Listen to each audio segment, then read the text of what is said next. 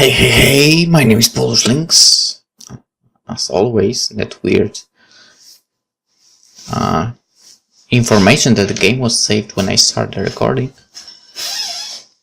Kind of annoying, yeah. And when I want to check something, return to the previous choice, not happening for sure. Why would we?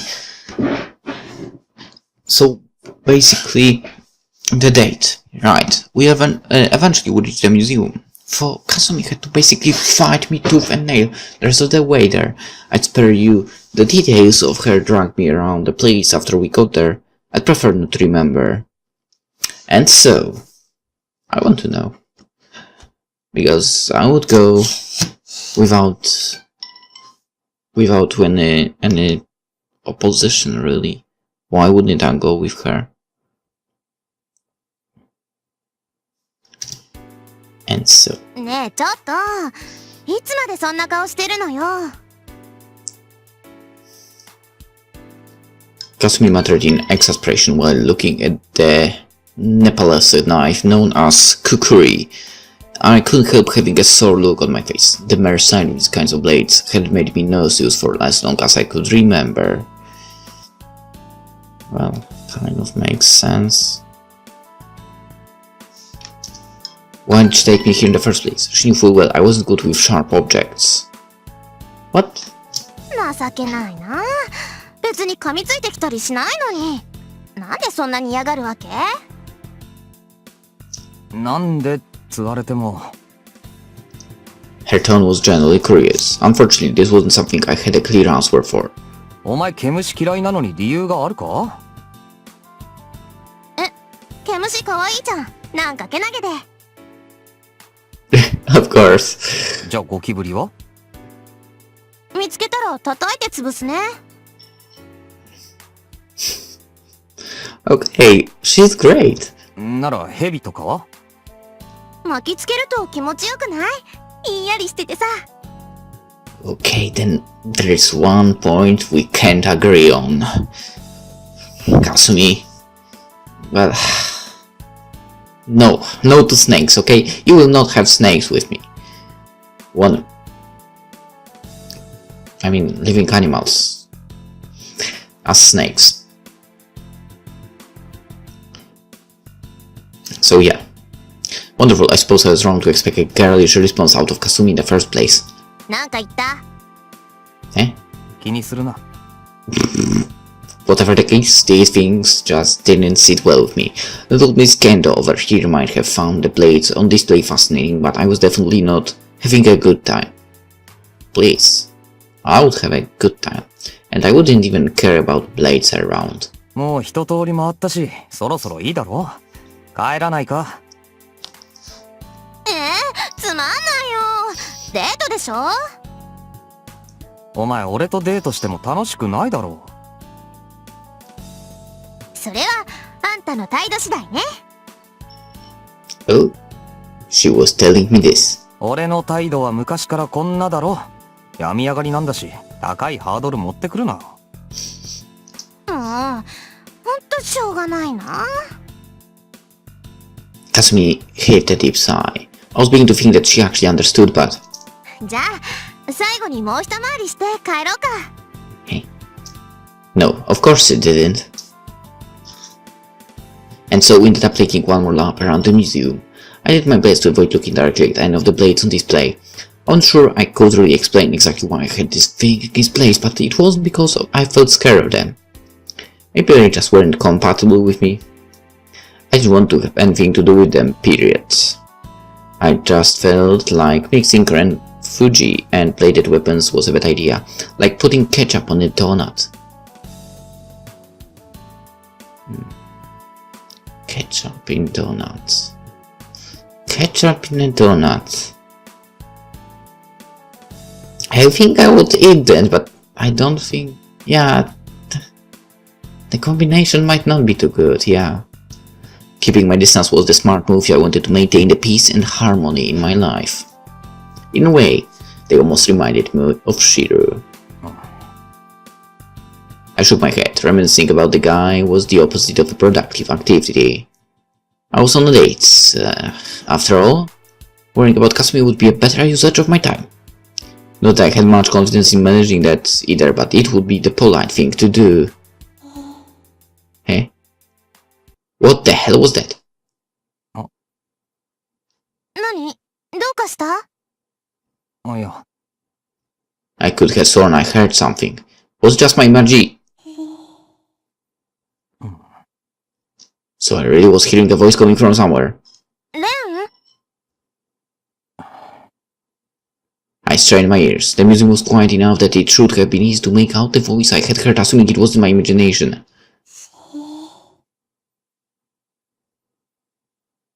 It was coming from this direction. Exactly this you are looking at right now. ちょっと待ってよ！どこ行くの？ I ignored Kasumi and ran off. I wasn't quite sure myself why I felt so compelled like this. There was no clear reason to concern myself over some voice in the distance. Either way, I found myself drawn to the spot the voice was coming from. Perhaps it would have been more accurate to say I was guided there even. I found myself in an obscure corner of the museum. The sort of place you'd never come across if you were just taking the normal route. True. Normally you wouldn't think there would even be an exhibit placed somewhere out of the way like this. And yet, there it was. Guillotine? I was sure everyone had heard of a guillotine, the execution device used for beheadings. This exhibit was an entire guillotine for just the blade used for the beheading itself. The blade before me distinguished itself from the rest of the exhibits by demonstrating a cold simplicity. There was nothing glamorous or decorative about it. This was a lump of steel designed for the sole purpose of beheading with ruthless efficiency. You would likely not find a more suitable tool for its task. Well, something like this even on display. It was a blade. Yeah, but it differed from anything else I had seen today on a fundamental level. It might have held historic value, but it was the weapon or implement of some ritual. More than anything though, I don't know why I had found myself drawn to it. うわ、何これ？私全然気づかなかったよ。Kasumi had finally caught up with me. She took a glance at the guillotine from over my shoulder. レン、よくこんなの見つけたね。何？ボイス…ボワード・ジュスティス。正義の柱。ギロチンの正式名だよ。あと、フランス語な。それから、マクシミリアン・ロベスピエール。知ってるだろ？ 18 世紀の政治家だけど。Yeah, exactly. 恐怖政治の？そう。そいつに使ったものだって書いてる。Robespierre was a key figure during the French Revolution, the man responsible for sending those opposed to the reign of terror to the guillotine. Ironically, his end would come by the same device he had employed upon so many of his political opponents and the bourgeois. This was supposed to be from back then. なんかうさんくさいな。信憑性はなさそうだ。でもそんな風に書かれてるとなんか嫌な感じだね。同感だ。Authenticity aside, the idea of putting someone like this on display was simply in bad taste to begin with. How to put it, the whole thing felt too raw. The object on display here was a tool of execution, nothing more and nothing less. So perhaps it was only natural that… これどれくらい殺したのかな？ Too many? One would find themselves asking the question, precisely because the lack of ornament present in the other exhibits made its nature as an implement of death apparent. あまり不謹慎なこと考えるなよ。これは興味津々に拝むようなものじゃない。そうだけど、そもそも見つけたのはそっちじゃない。Kind of. 誰だって嫌なものには敏感なんだよ。Right, rivers of blood, screams echoing in the distance. All sorts of visions of death ran through my head when looking at this thing.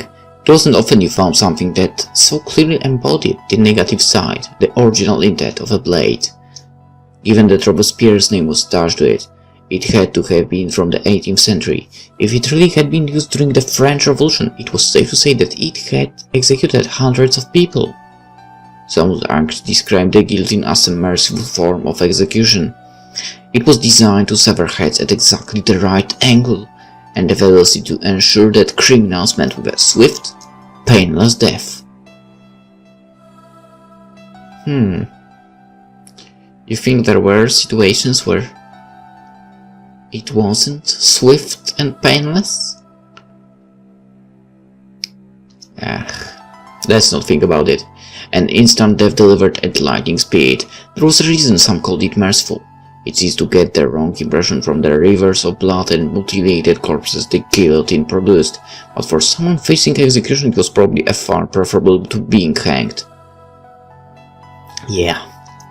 Well, assuming that the victim died before they had a chance to feel the pain of being decapitated, that is. I found myself thinking about exactly the sort of thing I had just told Kasumi not to. 行こう。正直気分が悪くなってきた。そうだね。ごめん、顔色悪いけど大丈夫？平気だよ。別に体調が悪いわけじゃ。Before I could get the word ill out.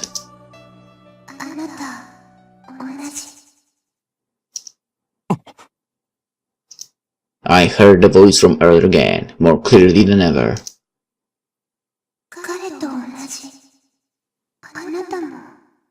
Hey? Why did I react the way I did? If only I hadn't paid attention, if only I had ignored it, if only I hadn't looked at it, if only I hadn't spun around the face that dreaded blade.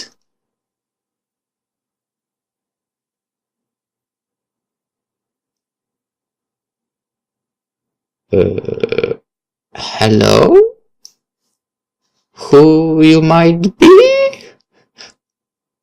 Should I be worried or something?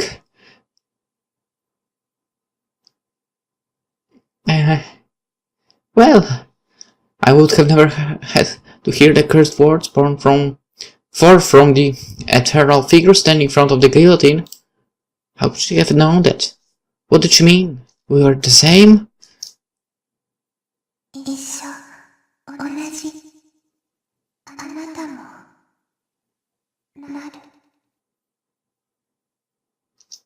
Bacon? No, the girl standing before me had skin of the purest white, yet that beauty was irrevocably tarnished by a violent streak of crimson across her neck. I was wanted to believe that it was some sort of necklace, but no. The jagged pattern was unmistakably discarded and decapitation would create. Yeah. Looking back on things later, I would be able to say that this was where it had all begun. Does my present life up to your expectation? Does my present live up to your expectations? Zarathustra.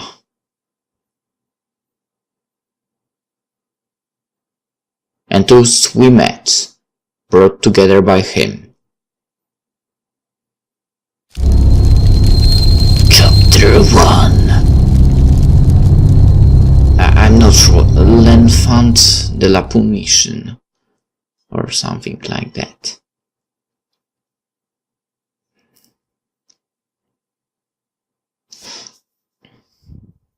It was dark out by the time I got home. I had almost passed out at the museum earlier. I managed to make it back okay, but I still wasn't feeling too hot. At least it was consolation that Kasumi wasn't the type of person to get upset about having to deal with stuff like this. However, on the other hand...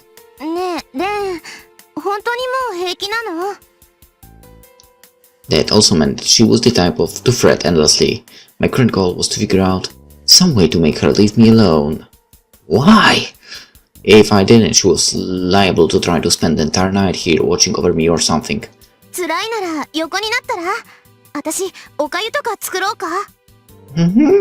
いいよ別に大丈夫もう寝るからお前も帰れ I knew that she was just trying to help, but I still couldn't really think straight after what happened earlier.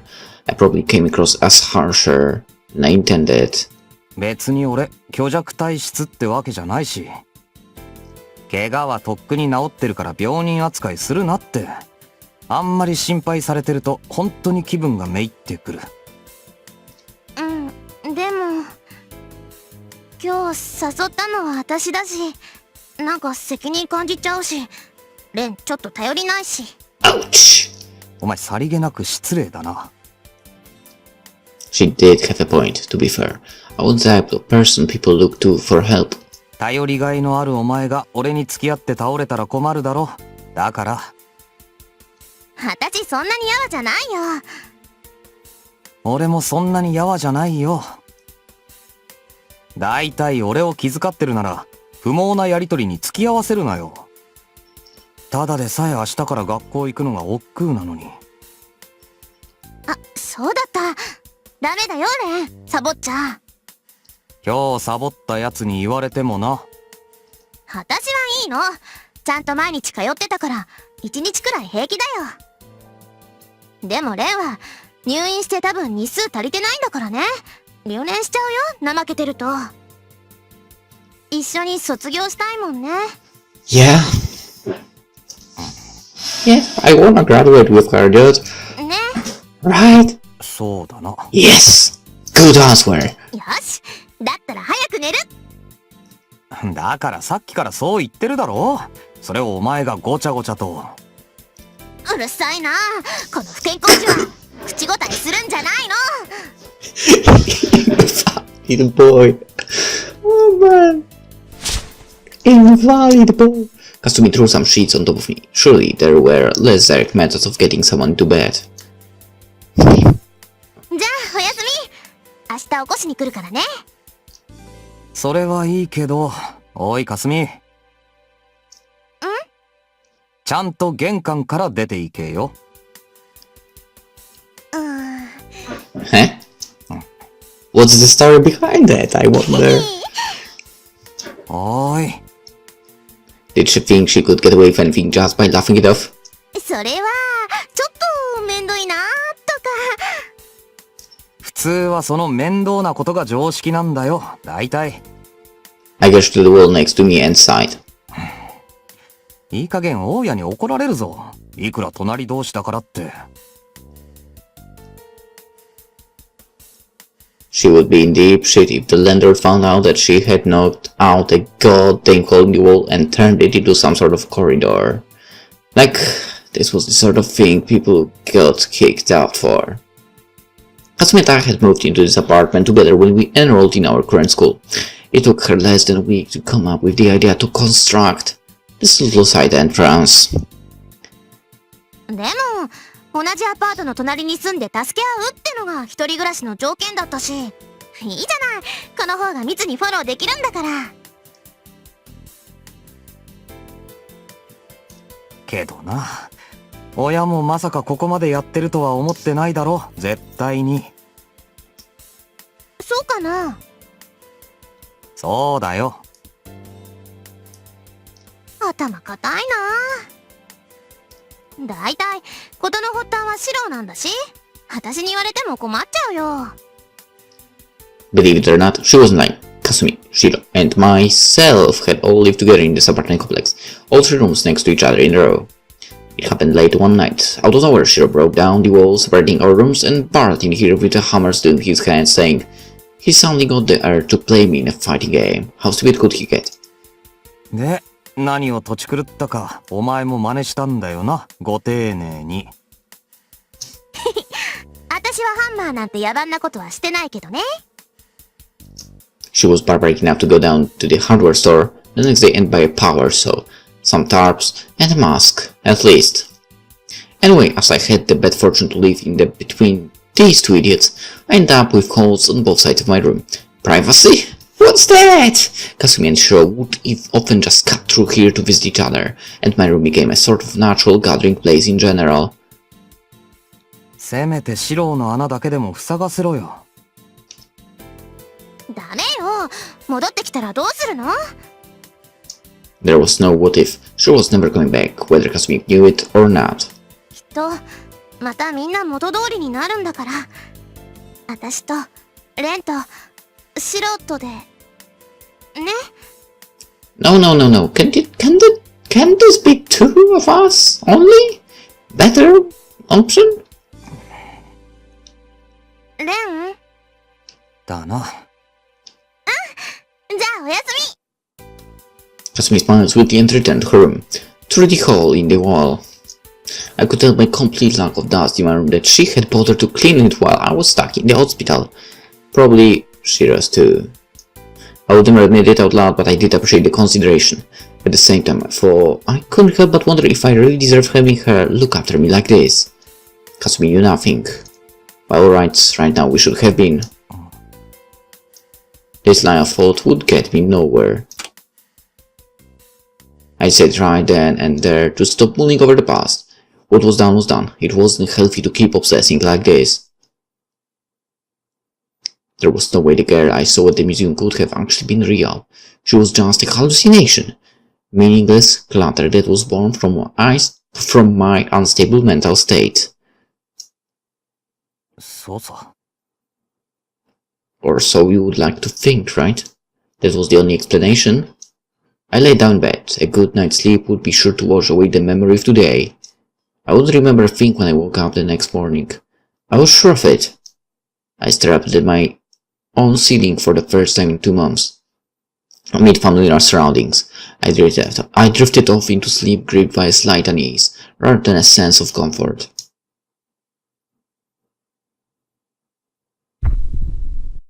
Ooh. Now then, let the curtains raise on tonight's grand finale. 'Tis a pleasure to make your acquaintance, my dear Zarathustra. I am but a humble jester come to present you with an opera. Consider me not more than a swindler, a charlatan. My name? I suppose Cagliostro shall suffice. Then allow me to regale you tonight with the tale of a girl I met while men still called me by that name. The tale of the fair princess of the Guillotine. The tale of her origins, as well as how the two of us came to meet. I beg of you to forgive me brevity. Actually, my brevity. It all came about as a result of simple bad luck. Nothing more and nothing less. Humans are bound by their birth. The average man cannot hope to compete with an absolute brought about by sheer chance at birth, regardless of his foibles or virtues. My story deals with just such circumstances. Unfortunately, there are many who fail to grasp the subtleties of these matters. I suck at English after all. Allow me to apologize for beginning by airing some tiresome grievances of mine. The less reasonable among us have a tendency to seek an explanation for anyone who they perceive as breaking the mold, be they a mighty hero, a blithering madman, or a miserable victim. Did they reach their status through tireless effort? Perhaps because they possessed a rare resolve? Or could it be because of some traumatic event in their past? Preposterous assumptions, the lot of them. It's all nothing more than self-projection on the part of the common man. An expression of the fanciful idea that they too could have turned out that way. That they too are capable of reaching the same level should they be granted the same opportunity.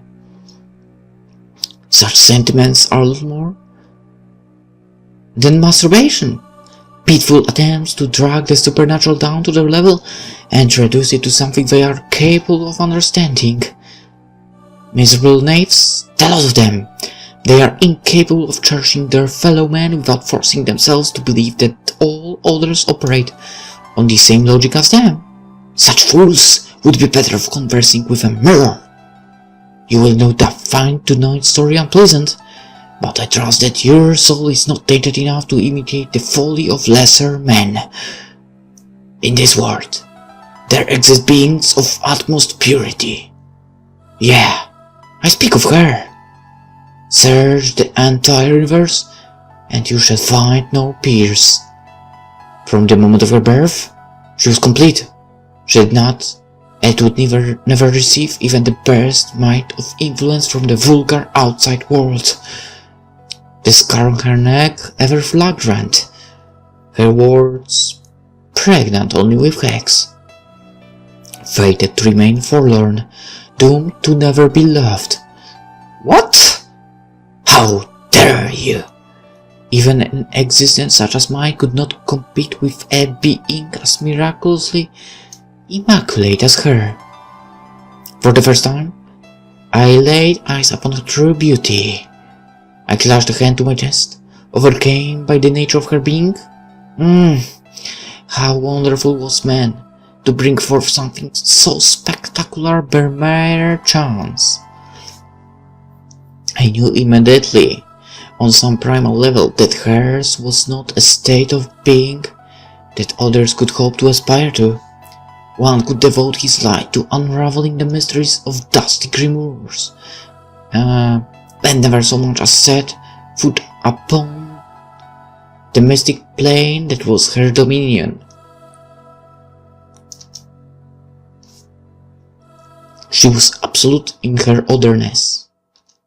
I must confess, I found myself envious of her. I am sure you scoff at the very notion, of course. I can say that meeting her was the one true moment of brilliance to be found amongst the miserable ordeal of my life. In a way, it represented a loss on my part, yet defeat has never tasted sweeter.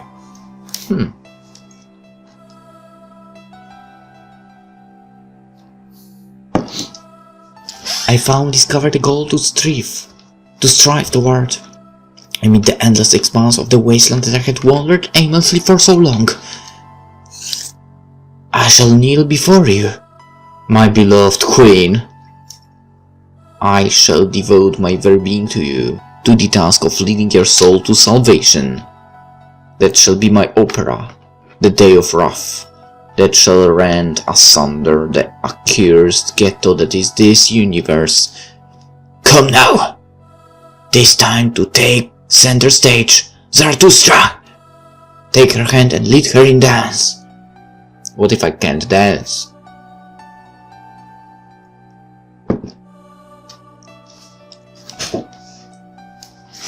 I would like nothing more than for you to dazzle me. Dang, this is deep.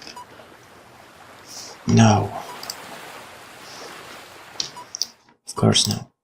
Suddenly, I heard the sound of waves crashing against the shore.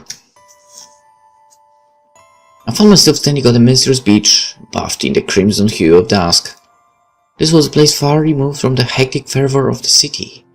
I could hear nothing but the quiet murmur of the waves and the sporadic chirping of birds somewhere in the distance. The scenery around me possessed a fleeting beauty, one brought about by the setting sun as it melted in the contrast of the distant sea. I like how actually the background changes. I mean, like, more light, less light, that way. This was the sort of sight that would normally vanish in an instant, but somehow I knew that here it would persist eternally. This was a moment frozen in time. Half of the sun had already sunk beyond the horizon, but the remaining half would never budge. The waves continued to roll in and out, were surely governed by something other than the tidal force I was familiar with. Suddenly I understood. This was a dream. There wasn't a beach like this anywhere near Suahara City. Hell, it didn't even really look like somewhere in Japan. I had set foot on foreign soil, set foot on a temporal plane far removed from the present. It would seem that I understood the nature of this place on an instinctual level. By all means, I should have felt some sense of bewilderment, being confronted with so surreal a scene, but I simply found myself captivated by it. There was a certain nostalgic atmosphere about the place that spoke to me. No, maybe what really drew me in was This sense of stagnation? This was a world frozen in time, possessed of the beauty of an everlasting sunset. The very concept of the flow of time was meaningless here. An eternal twilight, decorated by sun that would never dip below the horizon. This world existed on the border between day and night. Its very existence, a precarious reverie falling between the cracks of reality. I felt truly at peace here, within this concentrated moment. I sat down on the beach, absently staring out at the sea and listening to the waves. I found myself overcome with a peculiar sense of déjà vu. Even though I had never laid eyes on this place before, it was like I was already deeply familiar with it. But you know, I somehow had the same thing. I feel like I've been... Okay, maybe not I've been in this area, but I feel like I've seen this scenery before. Obviously, this was all just a dream, but it was a pleasant feeling nonetheless. Knowing what you are dealing with in advance means that you can handle anything it might throw your way. For knowledge makes it possible to avoid dangerous situations and prolong pleasant ones, to make better, more meaningful decisions. What could bring about a greater sense of peace? Yeah, my ideal world was knowing everything in advance, going around in circles until the day you die. Was that your heart's desire? She cut across my line of vision at nearly the exact same time as I turned around.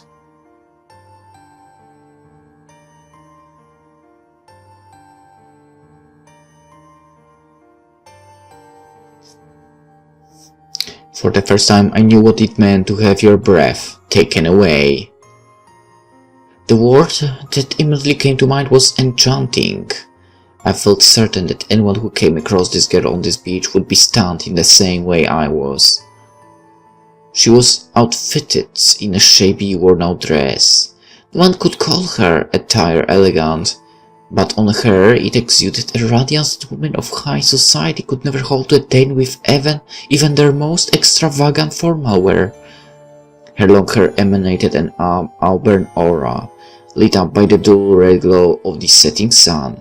As she danced across the wet sand of the beach, the stark white ankles peeking out from the hem of her dress offered a sharp contrast to the warm colors of the world around her. She turned to face me, emerald eyes gleaming with a gentle light. I couldn't take my eyes off of her. She was like a gemstone cut into a human form. As she stared, she began to sing, a ghost of a smile playing across her face.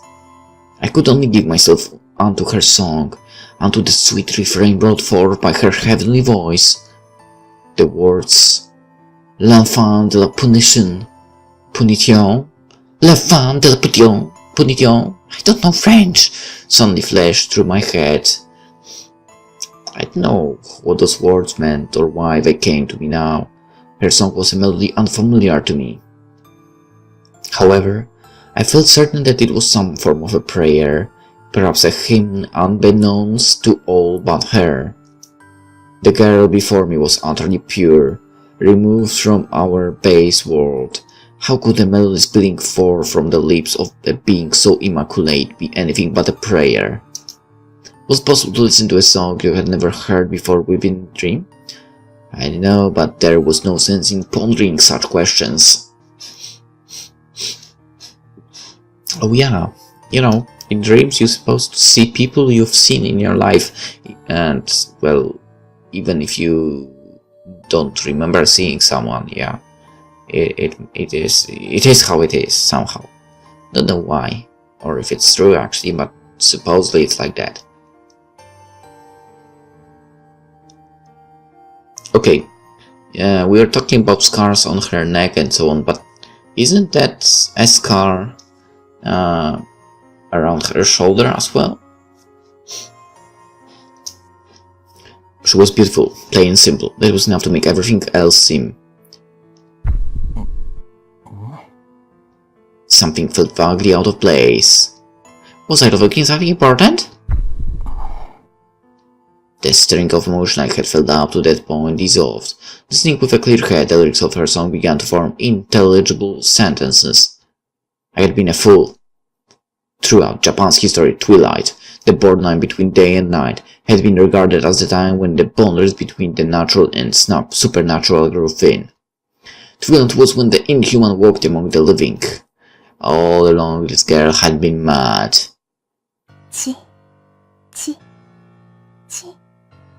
血が欲しい。 Uh-oh. ギロチンに注ごう飲み物を。ギロチンの渇きを癒すため。欲しいのは血。Well, it might, yeah, sounds like a song, actually.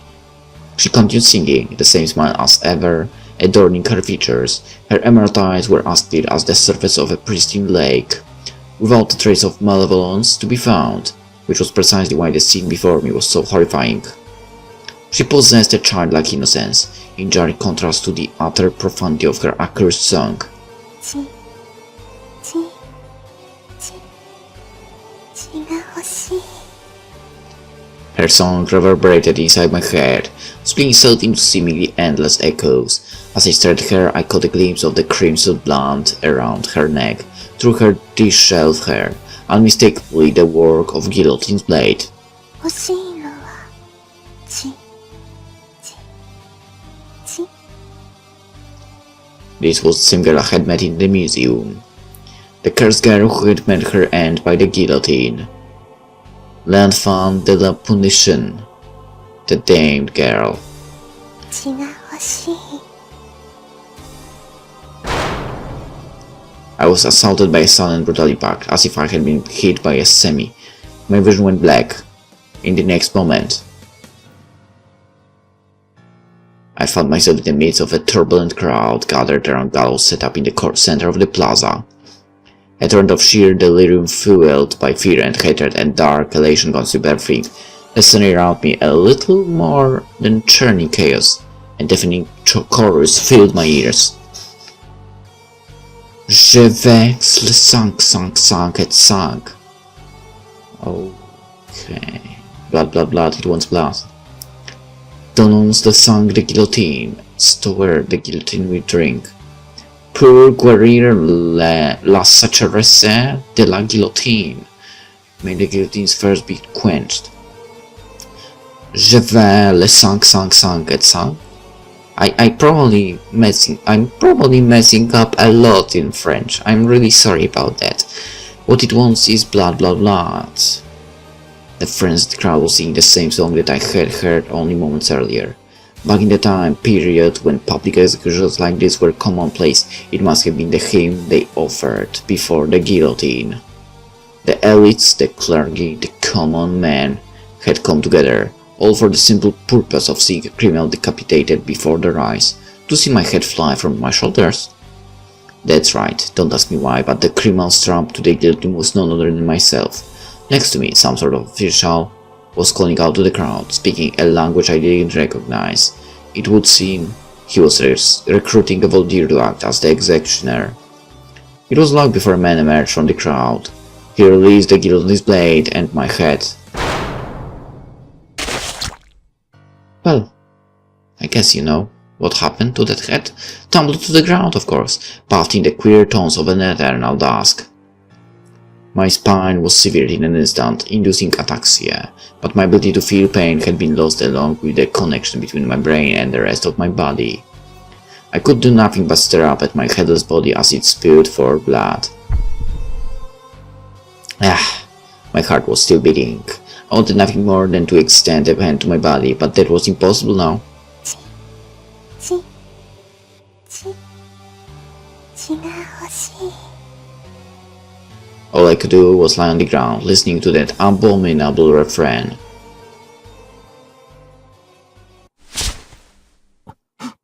And that's when he woke up, and actually that's when the episode ended. No, seriously. It's 4 AM, so today I kept my yesterday's promise. So I was supposed to, well, keep myself to 4 AM yesterday. Well, I did today, so that's something. I'm not really sleepy, but when it comes to recording, this is my borderline. So yeah, pre-recording ends, and basically hope you enjoyed this episode of Dies Irae. Damn, I must admit that this story is something else. I like it. I like that it's really dark, actually. And we'll see how it develops soon. So tomorrow, well, tomorrow in case after this video is uploaded, right?